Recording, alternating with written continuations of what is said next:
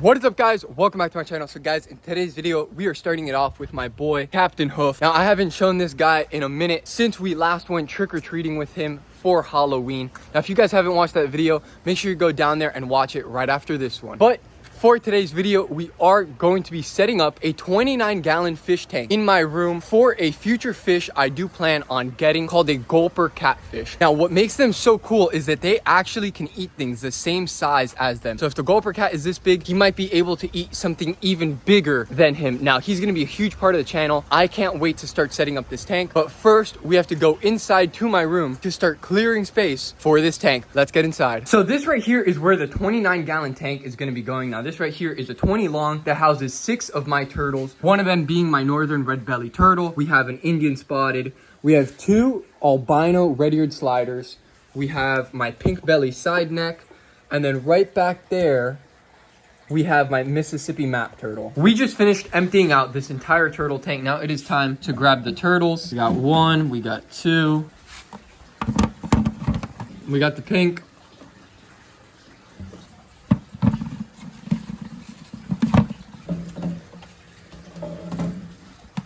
There we go, and that right there is all of the turtles. The turtle tank is right back up and running, so now it is time to move the turtles back into their new home. Oh, there he goes.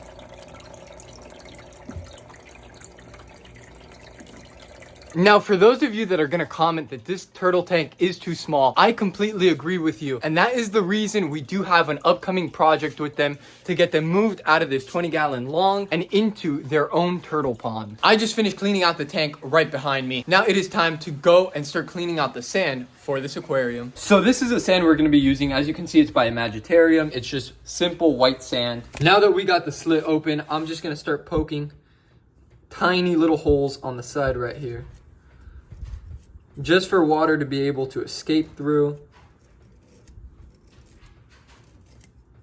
And then we got now the water going into the sand. And as you can see, water is starting to leak through those holes that we created. It is now time to put in the sand.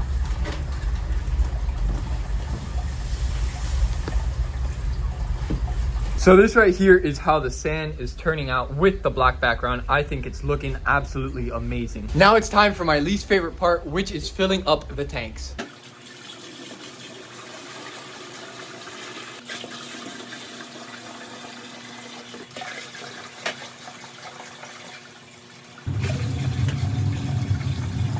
We have now finished filling up this tank. Now, as you can see, the sand is a little bit disturbed. So what I'm gonna do is stick my arm down and just try to flatten out the sand as much as possible, while also trying to release as many air bubbles as I can. So now that I flattened out the sand, we have to get my prime bottle to dechlorinate this water. So a cap full of prime is 50 US gallons. So right there is for 50 gallons. Now this is only a 29-gallon tank, but I do want to be safer than sorrier. So I'm just trying to get as much dechlorinator in here as possible. Now it is time to plug in our filter. So there we go. It's going to make this noise and it should start shooting out some water here in a second. There we go. It's about to start.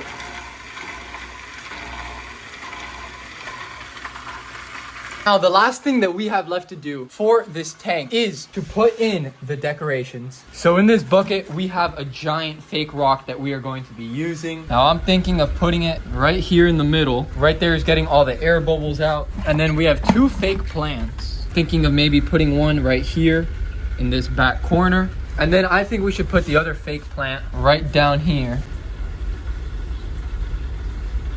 So there we go. I think this right here is gonna be the final product. I do like this scape because he can go in and out of the rocks right there in the middle. But obviously if he chooses to not go into the rocks, he has the rest of the tank to be able to swim around in. So one of the most important things about setting up a brand new tank is having patience. Now, just because the tank has water and it has a filter doesn't mean it's ready for fish. It still has to build a bunch of beneficial bacteria before getting fish and it being fish safe. Now, I really hope all of you did enjoy today's video. If you did, please make sure to smash that like button, hit that subscribe button, and I will see all of you next weekend with a brand new video. Peace out, guys.